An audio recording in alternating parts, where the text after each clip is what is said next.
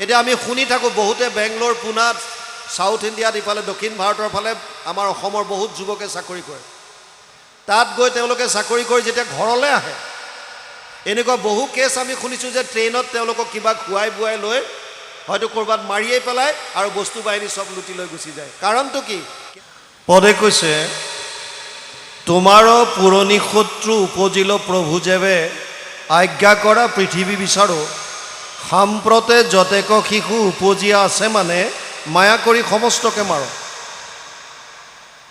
কংসই মন্ত্ৰীসকলক মাতি আনিছিল আৰু যোগমায়াই যিটো কথা কৈছিল যে তোমাৰ প্ৰধান বৈৰী ইতিমধ্যে পৃথিৱীত অৱতৰিত হ'ল সেইকাৰণে মন্ত্ৰীসকলে কৈছে হে মহাৰাজ যিহেতুকে তোমাৰ পুৰণি শত্ৰু বিষ্ণু বা নাৰায়ণ তেওঁ যিহেতুকে অলৰেডি উপজিল বুলি কৈছে অৱতাৰ গ্ৰহণ কৰিলে বুলি কৈছে গতিকে তুমি আমাক আজ্ঞা কৰা আমি সমস্ত পৃথিৱী বিচাৰ কোচাৰ কৰোঁ আৰু বৰ্তমান সময়ত যিমানবিলাক শিশু জন্ম হৈছে সাম্প্ৰতে যতেক শিশু উপজিয়া আছে মানে এই সময়ত যিমানবিলাক শিশু জন্ম হৈছে মায়া কৰি সমস্তকে মাৰো এই সমস্তবিলাক শিশুক মাৰি দিম কাৰণ তাৰ মাজতে তোমাৰ শত্ৰুজনো আছে তোমাৰ আশুক দেখি কি কৰৈ জীৱন আবে থাকি আমি কৰোঁ কোনো কাজ কাৰণ তোমাৰ অসুখ দেখি অৰ্থাৎ য'ত তোমাৰ সুখ নাই দুখ মন তুমি দুখিত হৈ থাকিলে আমি আমাৰ জীৱন কেনেকৈ ধাৰণ কৰিম গতিকে আমাক আজ্ঞা কৰা ইয়াৰ পাছত অকণমান মহাপুৰুষ গুৰুজনাই আমাক উপদেশ দিছে মহাপুৰুষ শ্ৰীমন্ত শংকৰদেৱে যেতিয়া একশৰণ হৰিনাম ধৰ্ম প্ৰৱৰ্তন কৰিলে তেতিয়া এই হৰিনাম ধৰ্ম মানুহৰ মাজলৈ লৈ যাবৰ কাৰণে তেওঁ দুটা প্ৰধান সাধনৰ উপায় ল'লে সহায় ল'লে প্ৰথমটো হৈছে সাহিত্য আৰু দ্বিতীয়টো হৈছে সংস্কৃতি সাহিত্যৰ ক্ষেত্ৰত পণ্ডিতসকলৰ কাৰণে তেওঁ সংস্কৃতটো গ্ৰন্থ লিখি থৈ গৈছে যিখন আমি ভক্তি ৰত্নাকৰ বুলি কওঁ তেওঁৰ মৌলিক গ্ৰন্থ কেইবাখনো আছে আৰু তাৰ লগতে অনুবাদ গ্ৰন্থ আছে এই অনুবাদ গ্ৰন্থৰ ভিতৰতে এখন হৈছে ভাগৱত ভাগৱতৰ 12টা স্কন্ধ গুৰুজনাই নিজে অনুবাদ কৰা নাই তেওঁ কৰিছে প্ৰথম স্কন্ধ দ্বিতীয় স্কন্ধ তৃতীয় স্কন্ধৰ অনাদিপাতন ষষ্ঠ স্কন্ধৰ অজামিল উপাখ্যান অষ্টক স্কন্ধৰ বলিচলন আৰু সাগৰ মন্থন দশম স্কন্ধৰ আদিচোৱা আৰু শেষ চোৱাৰ পৰা কুৰুক্ষেত্ৰত যাত্ৰা একাদশ স্কন্ধ সম্পূৰ্ণ আৰু দ্বাদশ স্কন্ধ সম্পূৰ্ণ এয়া গুৰুজনাই নিজে কৰিছে তেওঁ অনুবাদ কৰোঁতে 2-3টা অধ্যায়ৰ মূৰে মূৰে এই অধ্যায়ত থকা কথাখিনিৰ ওপৰত ভিত্তি কৰি আমাৰ দৰে নৰলোকৰ কাৰণে নৰ সমাজৰ কাৰণে একোটাকৈ উপদেশ দি থৈ গৈছে আৰু সেই উপদেশ এতিয়া আমি ইয়াত আলোচনা কৰিম তেওঁ কৈছে কৃষ্ণৰ ভৃত্যৰো ভৃত্য শংকৰে ৰচিলা গীত শুনিওক সমস্তে সমাজ কি কৈছে সংসাৰ সাগৰ ঘোৰ দুখৰ নাহিকে ওৰ কেৱলে তাপত মাত্ৰ মজি জানিয়েৰা আনৰতিক কৰিয়া একান্তমতি হুয়ো পাৰ মাধৱক ভজি সংসাৰ সাগৰ ঘোৰ তাতে কলিযুগ কলিকালটোক দোষৰ সাগৰ বুলি কোৱা হয় কলৌ দোষ নিধে ৰাজন অস্তিহি এক মহান গুণ কীৰ্তনাদেৱ কৃষ্ণৈশ্ব মুক্ত সংগ পৰম ব্ৰজেত 12:3-51 দ্বাদশ স্কন্ধ 3য় অধ্যায় 51 নম্বৰ শ্লোকত ব্যাসদেৱে লিখিছে যে কলি দুখৰ সাগৰ আৰু ইয়াত যদিও কলিকাল দুখৰ সাগৰ ইয়াত এটা মহান গুণ আছে মাধৱ পুৰুষে লিখিছে দুখৰ সাগৰ কলি তাকো পৰীক্ষিত ৰাজা গুণ দেখি কৰিলা ৰক্ষণ অন্তৰ্জাতি পাতকীও কলি তৰয় সুখে মুখে কৰি কৃষ্ণৰ কীৰ্তন ভগৱানৰ কীৰ্তন কৰি লীলাসমূহৰ শ্ৰৱণ কীৰ্তন কৰি কলিযুগত আমি পাৰ পাব পাৰোঁ কিন্তু কলিকাল ই দোষৰ সাগৰ সেইকাৰণে কৈছে সংসাৰ ঘোৰ ঘোৰ দুখৰ নাহিকে ওৰ কেৱল তাপত মাত্ৰ মজৈ প্ৰত্যেকজন মানুহৰ জীৱনত বিভিন্ন ধৰণৰ কষ্ট আছে বা তাপ আছে এই তাপসমূহক শাস্ত্ৰই 3টা ভাগত ভাগ কৰিছে আধিদৈবিক, আধিভৌতিক আৰু আধ্যাত্মিক তাপ। আধিদৈবিক কোনবিলাক তাপ? যিবিলাক কষ্ট আমি দৈৱবশত ভোগ কৰিবলগীয়া হয়। যোৱাকালি নে তাৰ আগৰ দিন এটা ভূমিকম্প আহিছিল, ৰিক্টাৰ স্কেলত অলপ কম আছিল। যেনে ভূমিকম্প, যেনে বানপানী, যেনে অতিপাত গৰম, অতিপাত ঠাণ্ডা, ধুমুহা, বৰষুণ, ইয়াত আমাৰ কোনো হাত নাই। ইয়াত আমি ক'ব নোৱাৰোঁ যে অমুক পাৰ্টি চৰকাৰৰ কাৰণে এনেকুৱা হৈছে, সেইবিলাক ক'ব নোৱাৰোঁ। এয়া কিহৰ কাৰণে? দৈৱবশত। যিবিলাক দুখ, তাপ বা কষ্ট দৈৱবশত আহে বা আমি ভোগ কৰোঁ, শাস্ত্ৰই তাক নামাংকিত কৰিছে যে আধিদৈবিক তাপ। কিছুমান আছে প্ৰাণীৰ পৰা আমি পাওঁ। প্ৰাণীৰ আন এটা শব্দ হৈছে ভূত। ভূত মানে ইয়াতে পিশাচৰ কথা কোৱা নাই। সমস্ত ভূতত ব্যাপী আছো মই হৰি, সবাকো মানিবা তুমি বিষ্ণু বুদ্ধি কৰি। সমস্ত ভূত মানে সমস্ত প্ৰাণীত। এই ভূতৰ কথা কৈছে। কুকুৰে কামুৰিলে, মেকুৰীয়ে আঁচুৰিলে, সাপে খুটিলে, মানুহে মানুহক কষ্ট দিলে, এনেকুৱা ধৰণৰ যিমানবিলাক কষ্ট বা তাপ আমি পাওঁ, সেইবিলাকক শাস্ত্ৰই নামাংকিত কৰিছে আধি ভৌতিক তাপ।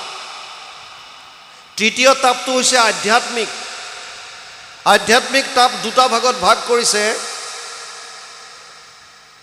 এটা হৈছে শাৰীৰিক, আনটো হৈছে মানসিক।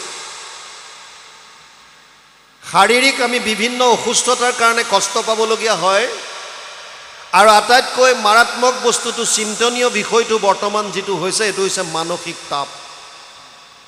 সংসাৰত প্ৰায় প্ৰতিজন মানুহ বুলি ক'লেও ভুল নহ'ব, প্ৰত্যেকজন মানুহে নিজৰ নিজৰ মানসিক চাপত ভুগি আছে।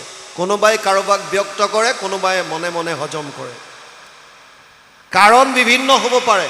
মোৰ ব্যক্তিগত কাৰণ হ'ব পাৰে, পৰিয়াল কেন্দ্ৰিক হ'ব পাৰে, সামাজিক ব্যৱস্থাৰ কাৰণে হ'ব পাৰে, দেশৰ নীতি নিয়মৰ কাৰণে হ'ব পাৰে। কাৰণ যিয়ে নহওক কিয়, প্ৰত্যেকজন মানুহে বিভিন্ন কাৰণত মানসিক চাপত ভুগি আছে। আগতে এই পশ্চিমীয়া দেশবিলাকত ইয়াৰ সংখ্যাটো বেছি আছিল, ডিপ্ৰেশ্যন, টেনশ্যন, আৰু বৰ্তমান আমাৰ ফালেও গতি কৰিছে। কিয়? কাৰণ ভোগবাদৰ প্ৰতি আমি বেছিকৈ আকৃষ্ট হৈছোঁ, আধ্যাত্মিকতা বাদ দি। আধ্যাত্মিকতাক বাদ দি পেলাই ভোগবাদৰ প্ৰতি বেছিকৈ আকৃষ্ট হোৱাৰ কাৰণে আমাৰ বিভিন্নবিলাক অভাৱ বাঢ়ি গৈছে। ইটো লাগে, সিটো লাগে, সিটো লাগে, সিটো লাগে, আৰু এইবিলাকৰ কাৰণে সন্তুষ্টি নোহোৱা হৈছে মনত। কোনোবাই কাৰোবাৰ কৰ্মত সন্তুষ্টি হোৱা নাই, কোনোবাই কাৰোবাৰ পোৱা বস্তুত সন্তুষ্টি হোৱা নাই, বিভিন্ন অসন্তুষ্টিত ভুগিছোঁ, আৰু তাৰ কাৰণে মানসিক চাপত ভুগি আছোঁ।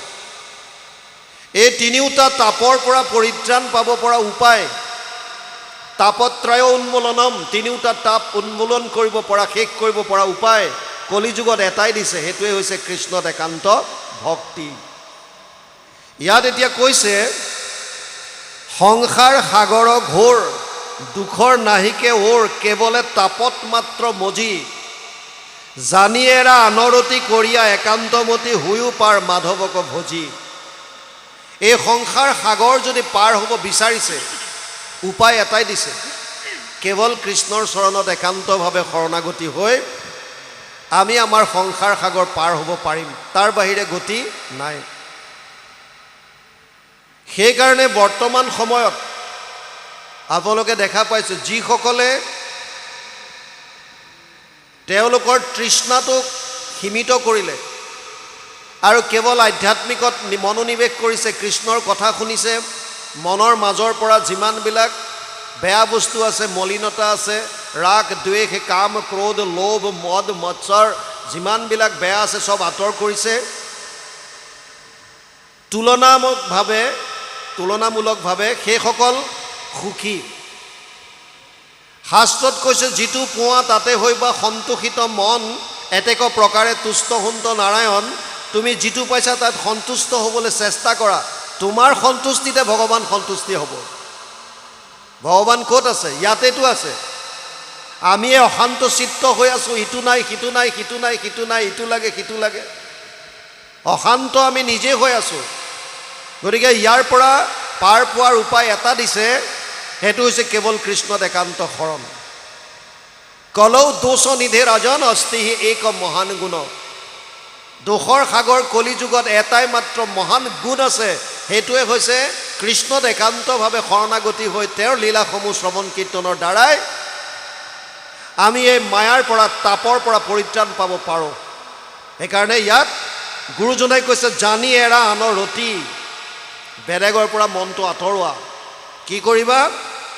কৰিয়া একান্ত মতি, এক চিত্তভাৱে হুয়ো পাৰ মাধৱক ভজি। ভগৱান কৃষ্ণক ভজনা কৰি, ভক্তি কৰি এই সংসাৰ সাগৰ পাৰ হ'বলৈ চেষ্টা কৰা।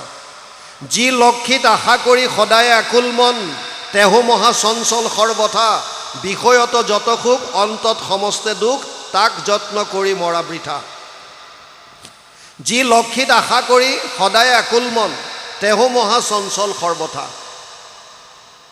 আশা পাশা সতীৰ্বদ্ধ কামক্ৰোধ পৰায়ণা, ইহন্তে কাম ভোগাৰ্থম ন্যায়ন অৰ্থ সঞ্চয়ন। ষষ্ঠাদশ অধ্যায় 12 নম্বৰ শ্লোক গীতাত অৰ্জুনক কৈছে, হে অৰ্জুন, আশাৰ পাশত বন্দী হৈ মানুহে দুৰ্নীতিৰ দ্বাৰা অৰ্থ সঞ্চয় কৰাত লাগিব। কিয়? চবেই ভাবে যে টকা পইচা হ'লে পৃথিৱীৰ ভিতৰত মই আটাইতকৈ সুখী মানুহ হ'ম। কিন্তু ইয়াত কৈছে, যি লক্ষিত আশা কৰি সদায়ে আকুল মন, তেহু মহা চঞ্চল সৰ্বথা। সেই লক্ষী এজেগাত নাথাকে। ধন টকা পইচা যিটো আমি ঘটো, আমাৰ জীৱনৰ 100টা বছৰৰ যিকণ সময় শৰীৰ সুস্থ সবল হৈ থাকে, আমি ধন টকা পইচা ঘটাত গুৰুত্ব দিওঁ। আৰু আমাৰ চাকৰিৰ বয়স হিচাপে 60 বছৰ বয়সলৈকে চাকৰি কৰি বিভিন্ন ব্যৱসায়, বেপাৰ বাণিজ্য ইত্যাদি কৰি আমি অৰ্থ সঞ্চয় কৰোঁ। কিন্তু তাৰ পাছত কি হয়? সেই পইচাখিনি আকৌ আমি যিখিনি ঘটিলোঁ, তাৰে মোটা অংশ এটা আমি শৰীৰটোৰ কাৰণে হওক বা বিভিন্ন কিবা আন কাৰণত হওক, আকৌ আমাৰ সঞ্চয়ৰ পৰা উলিয়াই আনি খৰচ কৰিবলগীয়া হয়। বুজি পাইছেনে? আপুনি যিমান কষ্ট শৰীৰটোক দি পেলাই অৰ্থ উপাৰ্জন কৰি বেংকত থ'লে, সময় অহাৰ লগে লগে দেখা পায় যে তাৰ পৰা অলপ অলপকৈ উলিয়াই পেলাই আকৌ ডাক্তৰক দিবলগীয়া হৈছে, মেডিচিনত দিবলগীয়া হৈছে, অমুকত দিবলগীয়া হৈছে, তমুকত দিবলগীয়া হৈছে। ধন টকা পইচা আপোনাৰ লগত নাযায়। এজন ৰজা আছিল। ৰজাজনৰ 4গৰাকী পত্নী আছিল। ডাঙৰ গৰাকীৰ নাম আছিল কায়া, দ্বিতীয় গৰাকীৰ নাম আছিল কাঞ্চন, তৃতীয় গৰাকীৰ নাম আছিল কামিনী, আৰু চতুৰ্থ গৰাকীৰ নাম আছিল কৰুণা। ৰজাই আটাইতকৈ বেছি ভাল পাইছিল কাক? কায়াক। খুব মৰম কৰে। যলে যায় কায়াক লগত লৈ যায়। বিভিন্ন ৰাজ্য জয় কৰি, বেলেগ বেলেগ দেশবিলাক আক্ৰমণ কৰি তাৰ পৰা যিমান ধন টকা পইচা ঘটি আনে, এই সমস্ত ধন টকা পইচা কায়াৰ বস্ত্ৰ অলংকাৰত খৰচ কৰে। কেনেকৈ কায়াক সজাব পৰাব পাৰে, কেনেকৈ কায়াক সুন্দৰ কৰি ৰাখিব পাৰে, তাৰ চিন্তাতে বেলেগ বেলেগ দেশ আক্ৰমণ কৰি অন্যায়ভাৱে হ'লেও অৰ্থ ঘটে, আৰু সেই অৰ্থ কেৱল কায়াৰ ওপৰত খৰচ কৰে প্ৰথমগৰাকী পত্নী। কেতিয়াবা কেতিয়াবা কাঞ্চনক লগত লৈ যায়। কেতিয়াবা উৎসৱত কোনোবা এটা ডাঙৰ ফাংচন হ'লে তেতিয়া কাঞ্চনক লগত নিয়ে, অলপ মৰম কৰে, প্ৰথমগৰাকীতকৈ কম। তৃতীয়গৰাকী হৈছে কামিনী। মিতিৰ কুটুমৰ ঘৰলৈ গ'লে, ক'ৰবাত কিবা তেনেকুৱা হ'লে, যাবলগীয়া হ'লে, তেতিয়া কামিনীক লগত নিয়ে। ৰজাই একেবাৰে দেখিব নোৱাৰে চতুৰ্থগৰাকীৰ পত্নী কৰুণা। কৰুণাৰ ফালে চকু তুলি নাচায়, মুখেৰে মাত এষাৰণি দিয়ে। আৰু এনেকৈ দিন আগবাঢ়িছে। ৰজা বৃদ্ধ হৈ আহিল। যিবিলাক নেচাৰেল ডেথ, সাধাৰণ মৃত্যু যিবিলাক, তেওঁলোকে মৃত্যুৰ প্ৰাক মুহূৰ্তত অলপ হ'লেও গম পায় যে মই আৰু বেছি সময় জীয়াই নাথাকোঁ। সেইকাৰণে আমি আগতেতো প্ৰায় মানুহে কৰিছিল তেনেকুৱা, খবৰ খাতি দিয়ে, অমুকক মাতি দিয়া, ছোৱালীজনীক মাতি দে, মই আৰু বেছি সময় নাথাকোঁ, বা ল'ৰা বাহিৰত আছে যদি তালৈ খবৰ দে, মোৰ যোন যোন আছে সম্বন্ধীয় মিতিৰ কুটুম চবকে খবৰ দি মতাই আৰু এনেকুৱাও আছে মোৰ নিজৰে ককা আইতাৰ কথা আমি শুনো যে বাহিৰত বিচনা পাৰি দিবলৈ কৈছে, আমাৰ গুৰু গৃহৰ পৰা অকণমান মাটি আনি পেলাই ফোট এটা দিবলৈ কৈছে, আৰু গোটেই কৈ মেলি ঢুকাইছে। চবকে কিবা এমুঠি যিমান ৰাইজ আহিছে চাহ কৰি খাবলৈ দিছে। তাৰপাছত মই যাওঁ বুলি কৈছে, মোৰ ৰথ আহিছে, মই যাওঁ আৰু ওলাই গৈছে। তেনেকৈ কোৱা দেউতাৰ মুখত কোৱা শুনো, মই ককাক দেখা নাই। তাৰমানে আগৰ মানুহে এনেকৈ কৈ গৈছিল, এতিয়াও বহু জেগাত আমি তেনেকুৱা শুনো, নেচাৰেল ডেথ যিবিলাকৰ হয়। এই ৰজাজনে গম পালে যে মই আৰু বেছি সময় জীয়াই নাথাকোঁ, এতিয়া তেওঁৰ মৃত্যুলৈ ভয় লাগিছে। সেইকাৰণে যিগৰাকী পত্নীক জীৱন্ত অৱস্থাত আটাইতকৈ বেছি ভাল পাইছিল, যাৰ কাৰণে অন্যায়ৰ দ্বাৰা হ'লেও অৰ্থ সঞ্চয় কৰিছিল, দুৰ্নীতিৰ দ্বাৰা হ'লেও টকা পইচা ঘটিছিল, সেইগৰাকী পত্নীক মাতিলে কায়াক, আৰু কায়াক ক'লে যে কায়া, মই গম পাইছোঁ যে আৰু মই বেছি সময় জীয়াই নাথাকোঁ, গতিকে মোৰ মৃত্যুলৈ ভয় লাগিছে। তুমি মোক এটা কথা কোৱা যে মোৰ মৃত্যু হ'লে তুমি মোৰ লগত যাবানে নাই? কায়াই মানা কৰি দিলে যে হে স্বামী, তোমাৰ মৃত্যু আহিছে, তুমি অকলেই যাব লাগিব, মই তোমাক লগ দিব নোৱাৰোঁ। ৰজাই মনত বৰ দুখ পালে, যিগৰাকী পত্নীৰ কাৰণে গোটেই জীৱনটো মই ত্যাগ কৰিলোঁ, উচৰ্গা কৰি দিলোঁ।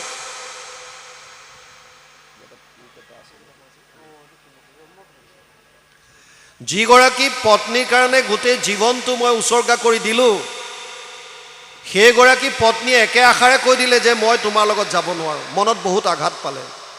তেতিয়া কাঞ্চনক মাতিলে, দ্বিতীয়গৰাকী পত্নী, আৰু কাঞ্চনক ক'লে যে বাইদেউৰ কথা শুনিছা, তোমাতকৈ বেছি মৰম কৰিছিলোঁ, বেছি ভাল পাইছিলোঁ, আজি একে আশাৰে মোৰ লগত যাব নোৱাৰোঁ বুলি ক'লে। কাঞ্চনক ক'লে, কাঞ্চন তুমিতো মৃত্যুৰ সময়ত মোৰ লগত যাবা? কাঞ্চনে ক'লে, মহাৰাজ মইতো কেৱল আপোনাৰ মৃত্যুলৈ বাট চাই আছোঁ মাত্ৰ, আপোনাৰ মৃত্যু হোৱাৰ লগে লগে মই আনলৈ পলাই গুচি যাম, মাত্ৰ আপোনাৰ মৃত্যুৰ কাৰণে অপেক্ষাত আছোঁ মই, আপোনাৰ মৃত্যু হ'ব, মই বেলেগলৈ পলাই যাম। বৰ দুখ পালে। তৃতীয়গৰাকীক মাতিলে, কামিনীক। কামিনীক ক'লে, শুনিছা দুগৰাকী বায়েৰাৰ কথা, তোমাতকৈ বেছি ভাল পাইছিলোঁ, কিন্তু তেওঁলোক দুইগৰাকীয়ে আজি মোৰ লগত যাব নোৱাৰোঁ বুলি ক'লে। কামিনী তুমি কোৱা, তুমি মোৰ লগত যাবা?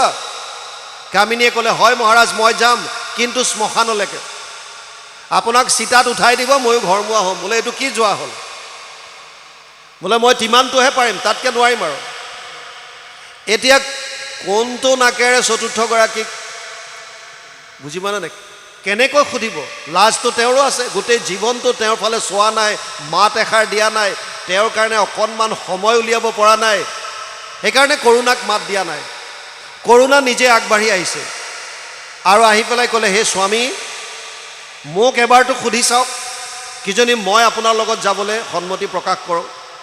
ৰজাই ক'লে, মই কেনেকৈ সুধিম, মোৰতো স্বাভিমান বোলা কথা এটা আছে, গোটেই জীৱনটো মই তোমাৰ প্ৰতি মাত এষাৰ ভালকৈ দি নেপালোঁ, মই তোমাৰ প্ৰতি বেয়া ভাৱ ৰাখিলোঁ, চকু তুলি নাচালোঁ, আৰু আজি মৃত্যুৰ সময়ত মই কেনেকৈ ক'ম যে তুমি মোৰ লগত যাবানে? কৰুণাই ক'লে, নহয় মহাৰাজ, আপুনি মনত যিয়ে নাভাবক কিয়, আপোনাৰ মৃত্যু হ'লে মই আপোনাৰ লগত যাম। এতিয়া কোন এই চাৰিগৰাকী পত্নী এবাৰ বুজক। কায়া হৈছে আমাৰ শৰীৰটো, এই শৰীৰটোৰ ৰক্ষণাবেক্ষণ দিবলৈ, ইয়াক সুন্দৰকৈ সজাই পৰাই তুলিবলৈ, ইয়াক কমফৰ্ট দিবৰ কাৰণে আমি যিমান দুৰ্নীতি হয় তাক কৰিছোঁ। খোৱা বোৱা, পিন্ধন উৰণ ইত্যাদিৰ কাৰণে, ইন্দ্ৰিয়ৰ প্ৰীতি সাধনৰ কাৰণে, আশা পাশা সতেৰ বদ্ধ কাম ক্ৰোধ পৰায়ণা ইহন্তে কাম ভোগাৰ্থম অন্যায়ন অৰ্থ সঞ্চয়ান। কেৱল কামনা বাসনা উপভোগ কৰিবৰ কাৰণে আশাৰ পাশত বন্দী হৈ আমি দুৰ্নীতিৰ দ্বাৰা অৰ্থ সঞ্চয় কৰাত লাগিছোঁ, কেৱল কায়াটোক, শৰীৰটোক কমফৰ্ট দিবৰ কাৰণে, আৰাম দিবৰ কাৰণে। দ্বিতীয়গৰাকী হৈছে কাঞ্চন। কাঞ্চন কোন? কাঞ্চন শব্দটোৰ অৰ্থ হৈছে সোণ। আগতে ধন টকা পইচা সোণৰ মুদ্ৰা আছিল, সোণৰ। এইকাৰণে ইয়াত সোণ মানে কেৱল টকা পইচা বুজোৱা নাই, সা সম্পত্তি যত যিমান আছে, ধন টকা পইচা ঘৰ দুৱাৰ, আপোনাৰ নামত যিমানবিলাক সম্পত্তি আছে গোটেইবিলাকক কাঞ্চন বুলি বুজাইছে। কাঞ্চন। কাঞ্চনে কি কৈছে যে মই আপোনাৰ মৃত্যুলৈ বাট চাই আছোঁ, আপোনাৰ মৃত্যুৰ লগে লগে মই বেলেগলৈ পলাই গুচি যাম। ইণ্টাৰেষ্টিং কথা হৈছে, এজন মানুহৰ মৃত্যুৰ লগে লগেই তেওঁৰ নামত থকা একাউণ্ট হওক, ধন টকা পইচা, ঘৰ দুৱাৰ, যত যিমান সম্পত্তি আছে তেওঁৰ নমিনী বা উত্তৰাধিকাৰীলৈ ট্ৰেন্সফাৰ হৈ যায়। বুজি পাইছে নাই? সেইকাৰণে কৈছে মই তোমাক মাত্ৰ যোৱালে চাই আছো, বেলেগলৈ পলাই যাম। তাৰ মানে কি? তাৰ মানে হস্তান্তৰ হৈ যাব। বুজি পাইছেনে? কেতিয়াও আমাৰ নামত নাথাকে। মোৰ নামত যিমান ধন টকা পইচা আছে, আমি এইখন সংসাৰ ত্যাগ কৰাৰ লগে লগে হয়তো মোৰ পত্নীৰ নামত যাব, মোৰ ল'ৰা ছোৱালীৰ নামত যাব, ৰৈ নাথাকে। সেয়া হৈছে কাঞ্চন। কামিনী কোন? মিতিৰ কুটুম, গাঁৱৰ মানুহ। গাঁৱৰ মানুহ মিতিৰ কুটুম। এজন মানুহৰ মৃত্যু হ'লে কলৈকে যায়? কেৱল শ্মশানলৈকে। খুচি কাটি আছে, বৰ দুখ কৰে। বেচেৰাটো বৰ ভাল আছিল, বিপদে আপদে আমাক কেতিয়াবা সহায় কৰিছিল, বৰ ভাল মানুহ এজন সমাজৰ পৰা গুচি গ'ল। বৰ দুখ লাগে, জীৱনটো একদম মিছা, একো কৰিব মন নাযায় এইবিলাক দেখিলে। আৰু ঘৰলৈ আহি পত্নী কয়, হেৰা শুনিছা, 4 ঘণ্টা হ'ল চাহ একাপ খোৱা নাই, ভালকৈ চাহ একাপ বনোৱা। চেছ তাতেই। কৰুণা কোন? কৰুণা হৈছে পৰমাত্মা, ভগৱান, যাৰ কাৰণে জীৱন্ত অৱস্থাত আমি অকণমান সময় উলিয়াব নোৱাৰোঁ। ইমানেই ব্যস্ত সংসাৰত, অকণমান সময় আমি কৃষ্ণৰ কথা পাতিবৰ কাৰণে উলিয়াব নোৱাৰোঁ। তেওঁৰ নাম ল'বলৈ আমাৰ সময় নাই। কেৱল কাম কাম কাম কাম, সংসাৰৰ মায়াজালত মজি আছোঁ। কৃষ্ণক আমি আঁতৰাই ৰাখিছোঁ। আৰু যিজন ভগৱান কৃষ্ণ, সেইজনেই পৰমাত্মা ৰূপে আমাৰ হৃদয়ত আছে। উপদ্ৰষ্টা অনুমন্তা চ ভৰ্তা ভোক্তা মহেশ্বৰ পৰমাত্মা ইতি চাপ্যুক্ত দেহে অস্মিন পুৰুষ পৰ। 13 অধ্যায় 22 নম্বৰ শ্লোক গীতা। অৰ্জুনক কৈছে, হে অৰ্জুন, উপদ্ৰষ্টা হিচাপে, অনুমন্তা হিচাপে, স্বামী হিচাপে, ভোক্তা হিচাপে, পৰমাত্মা হিচাপে মই সমস্ত জীৱৰ হৃদয়ত আছোঁ। অহম আত্মা গুদাকেশ সৰ্বভূতাশয় স্থিত অহম আদিত্য মধ্যম চ ভূতানামন্ত এবছ। 10 অধ্যায় 20 নম্বৰ শ্লোক গীতা। হে অৰ্জুন, আত্মা হিচাপে মই সমস্ত শৰীৰত বিৰাজমান হৈ আছোঁ। যিজন আমাৰ লগত আছে সেইজনৰ কাৰণে আমাৰ সময় নাই। যিজনে আমাক সচেতন কৰি ৰাখিছে, যিজনৰ কাৰণে হাত ভৰি লৰচৰ কৰিব পাৰিছোঁ, যিজনৰ কাৰণে কথা ক'ব পাৰিছোঁ, যিজনৰ কাৰণে উশাহ নিশাহ ল'ব পাৰিছোঁ, সেইজনৰ কাৰণে আমাৰ সময় নাই। আৰু আমি ক'ত ঘূৰি ফুৰিছোঁ? যিজনৰ এক মুহূৰ্তৰ কাৰণে ওলাই গ'লে এইটো শৰীৰ শেষ। মানুহে ক'ব, ইয়াক বাহিৰ কৰ, এইটো হৈ গ'ল। আপোনাক পবিত্ৰ জেগাত থাকিবলৈ নিদিব, বাহিৰলৈ উলিয়াব, এই ঘৰৰ পৰা বাহিৰ কৰ, বাহিৰ কৰ, হৈ গ'ল, চোৱা হৈ গ'ল।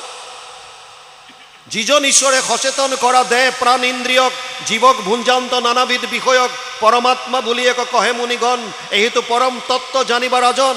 পিপ্পলায়ন। নিমি নৱসিদ্ধ সংবাদত নৱসিদ্ধৰ এজন হৈছে পিপ্পলায়ন। পিপ্পলায়নে ঈশ্বৰ তত্ত্ব বৰ্ণনা কৰি পেলাই নিমি ৰজাক কৈছিল, ক'ত শৰণ ল'ব লাগে, পৰমাত্মা কোন? তেওঁ কৈছিল, যিজনে ইন্দ্ৰিয়বিলাক সচেতন কৰি ৰাখিছে। সেইজন ঈশ্বৰৰ প্ৰতি আমাৰ সময় নাই। আৰু আমি ধন টকা পইচাত বেছিকৈ গুৰুত্ব দিছোঁ। কিন্তু এই ধন টকা পইচা, ইয়াত কৈছে চব চঞ্চল। যি লক্ষীত আশা কৰি সদায় আকুল মন, তেহো মহাচঞ্চল সৰ্বথা। আজি আপোনাৰ হাতত আছে, কাইলৈ সেই টকা বেলেগলৈ যাব, চিন্তা কৰি লাভেই নাই। বিষয়ত যত সুখ, অন্তত সমস্তে দুখ, তাক যত্ন কৰি মৰা বৃথা। যিবিলাক বিষয়ত আমি সুখ আছে বুলি ভাবিছোঁ, বৰ ইণ্টাৰেষ্টিং কথাটো বুজি লওক। বৰ্তমান পৃথিৱীত 800 কোটিৰ ওপৰত মানুহ আছে, more than 800 crore। যদিও আমাৰ কাৰো লগত কাৰো মিল নাই, আনকি আমাৰ এজনৰ লগত আনজনৰ ফিংগাৰ প্ৰিণ্টছো নিমিলে, আঙুলিৰ চাপো নিমিলে। কিমান এটা আচৰিত সৃষ্টি ভগৱানৰ, এজন মানুহৰ লগত আনজনৰ ফিংগাৰ প্ৰিণ্টছো নিমিলে, চাপ নিমিলে। কেনেকুৱা সৃষ্টি চাওক, কেনেকুৱা এইটো মেচিনেৰী হ'ব লাগিব। কাৰো লগত কাৰো মিল নাই। তথাপিও এটা বস্তুৰ কিন্তু মিল আছে। কি? আমাক সকলোকে আনন্দ লাগে। ইয়াত দ্বিমত নাই। আপুনিও আনন্দ বিচাৰিছে, ময়ো বিচাৰিছোঁ, ৰজাই বিচাৰিছে, প্ৰজাই বিচাৰিছে, ভিক্ষাৰীয়ে বিচাৰিছে, মহাজনে বিচাৰিছে, চোৰটোৱে বিচাৰিছে, পুলিচে বিচাৰিছে, আৰ্মিয়ে বিচাৰিছে, এক্সট্ৰিমিষ্টে বিচাৰিছে, আস্তিকজনেও বিচাৰিছে, নাস্তিকজনেও বিচাৰিছে। আনন্দ চবকে লাগে। আনন্দ ক'ত পাম এতিয়া? মূল কথাটো তাত। মূল তত্ত্ব আছে 3টা। এক হৈছে ভগৱান তত্ত্ব, এক হৈছে তেওঁৰ বহিৰংগ শক্তি মায়া তত্ত্ব, আৰু এক হৈছে জীৱ বা আত্মা। জীৱ হ'লো আমি, আমাক আনন্দ লাগে। আনন্দ বিচৰাৰ ক্ষেত্ৰ আছে দুখন, পথাৰ আছে দুখন। এফালে হৈছে ভগৱান, আনফালে হৈছে তেওঁৰ মায়াৰ সংসাৰ। মায়াৰ সংসাৰ মানে এডাল তৃণৰ পৰা বুলি ব্ৰহ্মলোক পৰ্যন্ত চব, যত যিমান আছে চব মায়া। ব্ৰহ্মা আদি কৰি জীৱ যত ৰাম ৰাম ৰাম ৰাম ৰাম মায়া সজ্জা মাজে আশ্ৰয় ঘুমতি যায়, চব মায়াৰ অন্তৰত আছে। এতিয়া আমাক যিটো আনন্দ লাগে, এই আনন্দটো ক'ত পাম? এইটোৱে ডাঙৰ কথা, এইটো বুজিলে হৈ গ'ল। ফিল্ড আছে দুখন, এফালে ভগৱান এফালে মায়া। মায়াৰ কথা আলোচনা কৰিলোঁ। মায়া মানে অবস্তুক বস্তু কৰি দেখুৱাইছে, তাৰ মানে মায়াত সুখটো নাই। তথাপিতো আমি গোটেই জীৱনটো ধন টকা পইচা কৰি কৰিয়ে পাৰ কৰালোঁ। উদাহৰণ দি বুজক। এখন স্কুলত দুজন ছাত্ৰ অতি দুষ্ট, নাম ৰাখিছিল, তেওঁলোকৰ নাম ৰাখিছিল জয় আৰু বিজয়। অতি দুষ্ট। এটাই মাত্ৰ ধান্দাত থাকে, ক্লাছ কেনেকৈ মিছ কৰিব পাৰি। সদায় এটা ধান্দাত থাকে আৰু কিবা কিবি বাহানাবাজি কৰি সদায় স্কুল ক্ষতি কৰে। এদিন দুইটাই কথা পাতিলে, চা আমি দুটাইহে সদায় ক্লাছ ক্ষতি কৰোঁ, এটা এনেকুৱা কিবা উপায় কৰোঁ যাতে গোটেই স্কুলৰ ছাত্ৰ ছাত্ৰী ক্লাছ মিছ হয়। আৰু দুইটাই প্লান কৰিলে, ঠিক আছে হৈ যাব। প্ৰিন্সিপালজনৰ ছাগলী আছিল 3টা, বগা বগা ছাগলী 3টা। সিহঁতে ছাগলী 3টা আগদিনাই স্কুল ছুটিৰ পাছত মনে মনে ধৰিলে। বগা ছাগলী আছিল, তাত সিহঁতে নাম্বাৰিং কৰিলে। এটাত লিখিলে 1, এটাত লিখিলে 2 আৰু 3 নম্বৰটোত লিখিলে 4। বুজি পালে? 1, 2 আৰু 4 বুলি লিখিলে, 3 নম্বৰটো নিলিখিলে। ছাগলী 3টা, নাম্বাৰিং কৰিছে 1, 2 আৰু 4। আৰু মনে মনে ষ্ট'ৰ ৰুম এটা আছিল, য'ত ডেস্ক বেঞ্চ ভাঙিলে যিটো ৰুমত থয়, তাত ছাগলীকেইটা সোমোৱাই বাহিৰৰ পৰা তলা মাৰি দিলে। সন্ধিয়ালৈকে ছাগলী নহাৰ কাৰণে প্ৰিন্সিপালজনে চকীদাৰজনক মাতি ক'লে যে শুনা, মোৰ ছাগলীকেইটা নাইকিয়া, গতিকে তুমি অলপ বিচাৰ খোচাৰ কৰা। স্কুলৰ কেম্পাছ চাৰিওফালে ৱাল মৰা ডাঙৰকৈ আছে, গেট বন্ধ থাকে, কেম্পাছৰ বাহিৰত যোৱা নাই, ভিতৰতে কেনিবা আছে। চকীদাৰজনে বিচাৰি মেলি চালে, আহি পেলাই ক'লে ছাৰ নাপালোঁ। প্ৰিন্সিপালজনে ক'লে যে কাইলৈ প্ৰাৰ্থনা সভাতে ল'ৰা ছোৱালীবিলাকক ক'বা, তেওঁলোকে বিচাৰ কোচাৰ কৰি দিলে পটককৈ পাম। এই কেম্পাছৰ ভিতৰতে আছে, বাহিৰত যোৱাই নাই। আৰু কথামতে কাম, নেক্সট দিনাখন প্ৰাৰ্থনা সভাতেই চকীদাৰজনে ল'ৰা ছোৱালীখিনিক ক'লে যে ছাৰৰ ছাগলীকেইটা নাই, গতিকে তোমালোক ক্লাছলৈ যোৱাৰ আগত ছাগলীকেইটা অকণ বিচাৰি দিয়া, কেম্পাছতে আছে। ছাত্ৰ ছাত্ৰীয়ে ফূৰ্তি পালে আৰু ছাগলী বিচাৰিবলৈ গুচি গ'ল। এই জয় বিজয়ে মনে মনে গৈ ষ্ট'ৰ ৰুমটো খুলি দিলে আৰু তাৰ পৰা ছাগলীকেইটা ওলাই, ৰাতিটো বন্ধত আছে, গতিকে যোনে যেনি পাইছে দৌৰ মাৰিলে। ছাত্ৰ ছাত্ৰীবিলাকে যিবিলাকে বিচাৰি ফুৰিছিল, তেওঁলোকে কোনোবাই কোনোবাই কৈছে 1 নম্বৰৰ ছাগলীটো পালোঁ, আৰু কোনোবাই কোনোবাই কৈছে 2 নম্বৰতো পালোঁ, কোনোবাই কোনোবাই কৈছে 4 নম্বৰতো পালোঁ। এতিয়া কোনটো বিচাৰি ফুৰিছে? বুজি পালে? 3 নম্বৰৰ ছাগলীটো বিচাৰি ফুৰিছে। কেতিয়ালৈকে? স্কুল ছুটি নোহোৱালৈকে। যেতিয়ালৈকে টং টং মৰা নাই, তেতিয়ালৈকে এই এটা ছাগলী বিচাৰি ফুৰিছে। কেই নম্বৰতো? 3 নম্বৰতো। আৰু যেতিয়া স্কুল ছুটি হ'ল, ক্লাছ চবৰে মিছ। ছুটি হোৱাৰ সময়ত চকীদাৰে বৰ দুখ মনে আহি প্ৰিন্সিপালক ক'লে যে ছাৰ, এটা বৰ দুখৰ কথা হ'ল। বোলে কি? আপোনাৰ এটা ছাগলী নাপালোঁ। কেইটা পালি? বোলে 3টা পালোঁ। আৰে মোৰ ছাগলী 3টাহে। নহয় ছাৰ, আপোনাৰ 1, 2 আৰু 4 নম্বৰটো পাইছোঁ, 3 নম্বৰটো পোৱা নাই। বোলে মোৰ ছাগলীয়ে 3টা। কৈছে নহয়, নাম্বাৰিং কৰা আছে 1, 2 আৰু 4 বুলি, এই 3টাটো ৰাতিপুৱাই পালোঁ, কেতিয়াবাতে পালোঁ। তেতিয়া গম পালে যে কোনোবাই এইটো বদমাচি কৰিছে। যেনেকৈ নোহোৱা ছাগলী এটা বিচাৰি গোটেই দিনটো তেওঁলোকে লগালে, তেনেকৈ আমিবিলাকে, আপুনি মই চবেই এই সুখটো ক'ত বিচাৰি ফুৰিছোঁ? ধন টকা পইচা, খোৱা বোৱা, কাপোৰ কানি ইত্যাদিৰ মাজত। গোটেই জীৱন বিচাৰি ফুৰিলেও তাত নাপাব। কিয়? যিটো আনন্দ আপোনাক মোক লাগে, সেইটো তাত নাই। ক'ত আছে? যদি মায়াৰ সংসাৰত নাই, তেতিয়াহ'লে ক'ত থাকিব লাগিব? ভগৱানত। ভগৱান মানে কোন? বেদত কৈছে, তৈত্তৰীয় উপনিষদত কৈছে, ৰসো বৈশহ, সেইজনেই আনন্দ স্বৰূপ। আৰু সেইকাৰণে মহাভাৰতৰ উদ্যোগত লিখিছে কৃষ্ণ শব্দৰ অৰ্থ কৃষি ভূবাচক শব্দ ন চ নিবৃত্তি বাচক দ্বয়োৰেকাত পৰম ব্ৰহ্ম কৃষ্ণ ইতি অভিধীয়তে। মাধৱ পুৰুষে ইয়াৰ অনুবাদ কৰিছে কৃষ হেন শব্দ ইটো পৃথিৱী বাচক ভৈলা ন আনন্দত প্ৰৱৰ্তয় দুইৰো এক পদ মিলি পৰম ব্ৰহ্ম ৰূপ কৃষ্ণ নাম আনন্দক মাত্ৰ কয়। তাৰ মানে কৃষ্ণ মানে আনন্দ। সেইকাৰণে আমি নামত গাওঁ সহজানন্দ স্বৰূপানন্দ হৃদয়ানন্দ পৰমানন্দ মানে আনন্দ। আনন্দ মানে কৃষ্ণ। গতিকে কোটি কোটি জনম আমি অহা যাত কৰি আছোঁ এই গুৰুবাণীখিনি নমনাৰ কাৰণে। মহাপুৰুষসকলে আমাক প্ৰত্যেকটো জন্মতে কয় যে তোমালোকে কৃষ্ণমুখী হোৱা আৰু কৃষ্ণত পৰম আনন্দ লাভ কৰিব পাৰিবা। এই বাৰে বাৰে জন্ম মৃত্যুৰ চক্ৰত অহাৰ প্ৰয়োজন নাই। কিন্তু আমি এই কথাটো নুশুনো। কাৰণটো কি? কাৰণটো হ'ল এতিয়া বুজক আমাৰ শৰীৰটোৰ গঠন প্ৰণালী।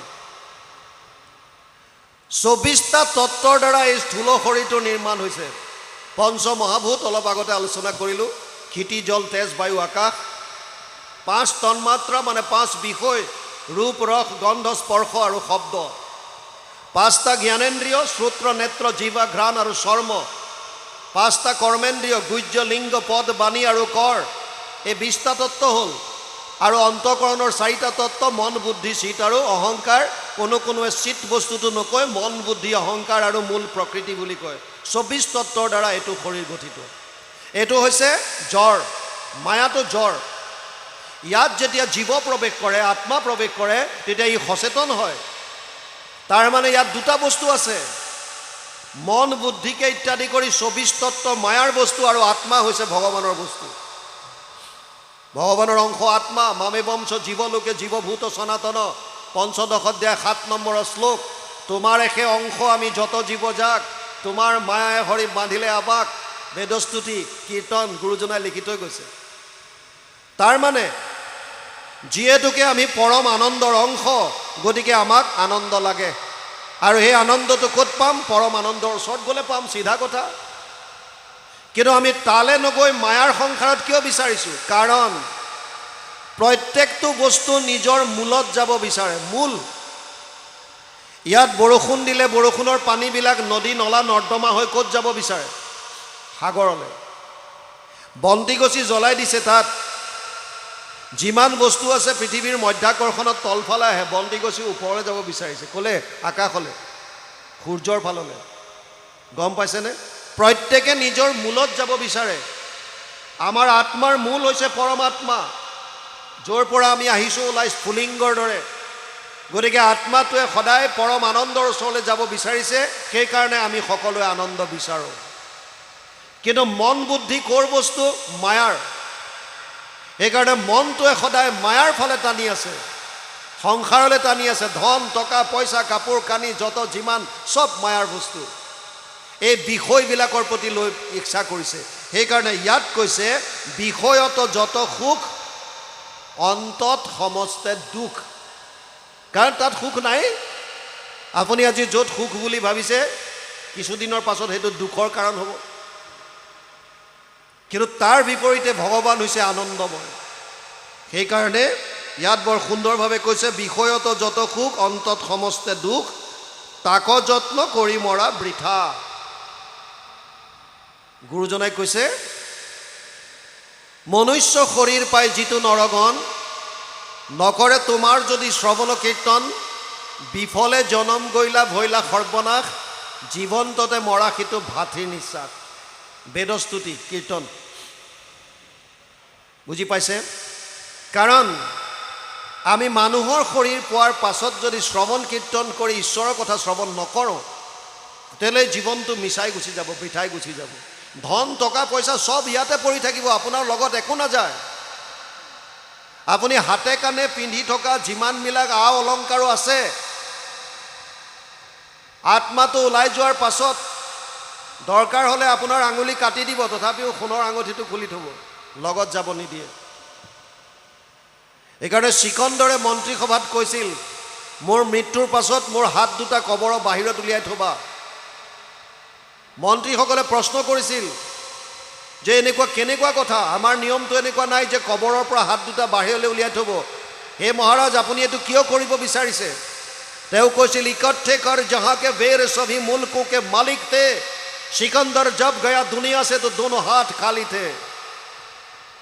মই জীৱন্ত অৱস্থাত বিভিন্ন দেশ জয় কৰি মালিক হৈ আছিলোঁ, মালিক, অজস্ৰ ধন টকা পইচা ঘটিলোঁ। কিন্তু আজি মই অনুমান কৰিব পাৰিছোঁ, মই অনুভৱ কৰিব পাৰিছোঁ যে মোৰ মৃত্যুৰ সময়ত ইয়াৰ মই ফুটা কৰি এটাও লগত নিব নোৱাৰোঁ। এইটোৱে হৈছে সত্য। সেইকাৰণে যিটো পোৱা তাতে হৈবা সন্তোষিত মন, এতেক প্ৰকাৰে তুষ্ট হন্ত নাৰায়ণ। যিটো পাইছোঁ তাত সন্তুষ্ট হ'বলৈ শিকিব লাগে।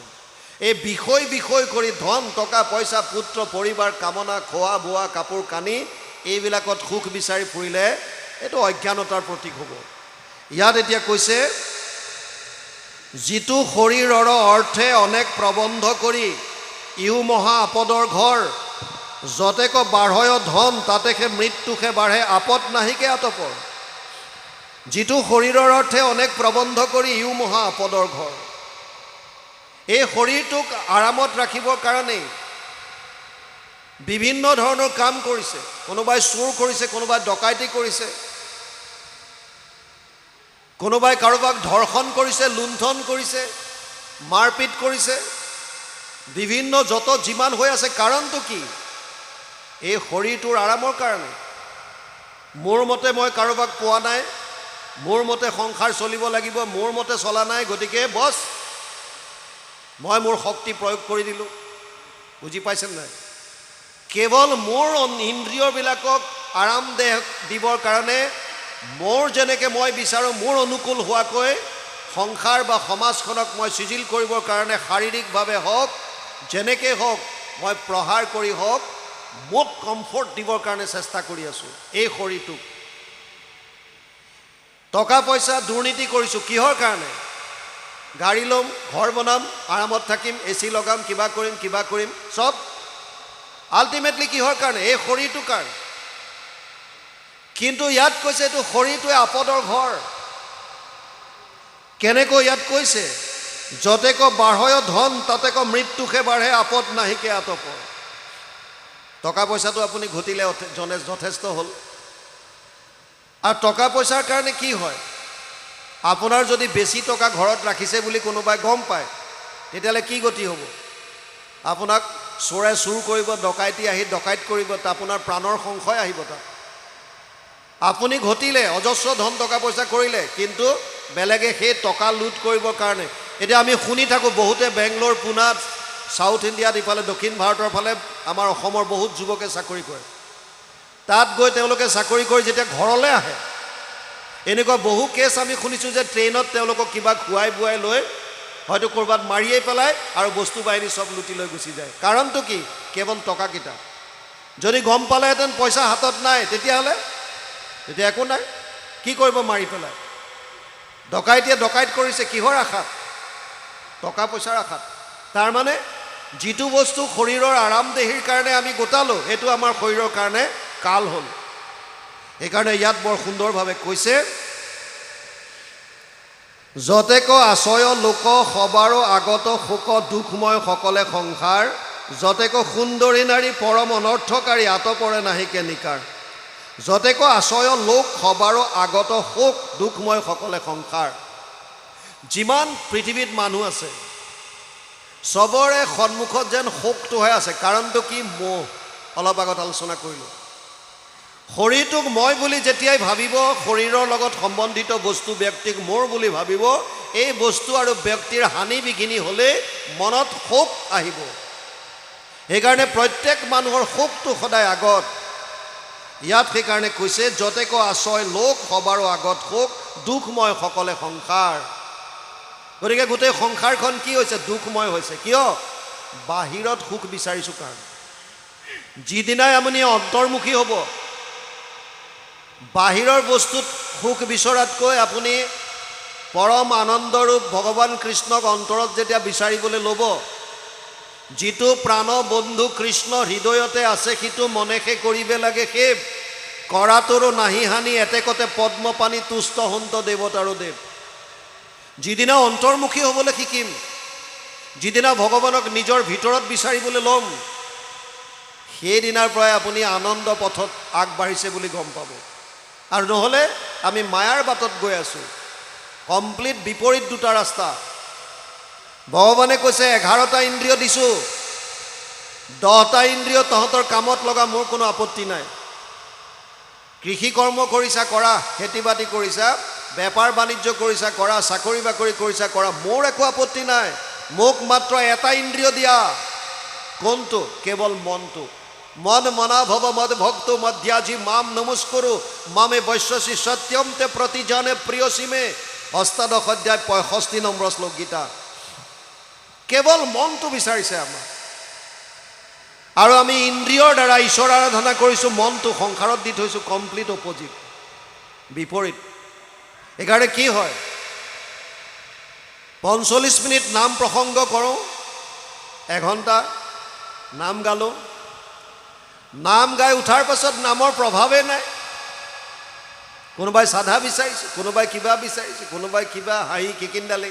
কিয়? কাৰণ ইন্দ্ৰিয়ৰ দ্বাৰা নাম গাইছোঁ, ইয়াত যাবই পৰা নাই ভাৱত। গুৰুজনাই কৈছে, ভাই মুখে বোলা ৰাম, হৃদয়ে ধৰা ৰূপ ধাৰণ কৰিব পাৰিছোঁ জানো?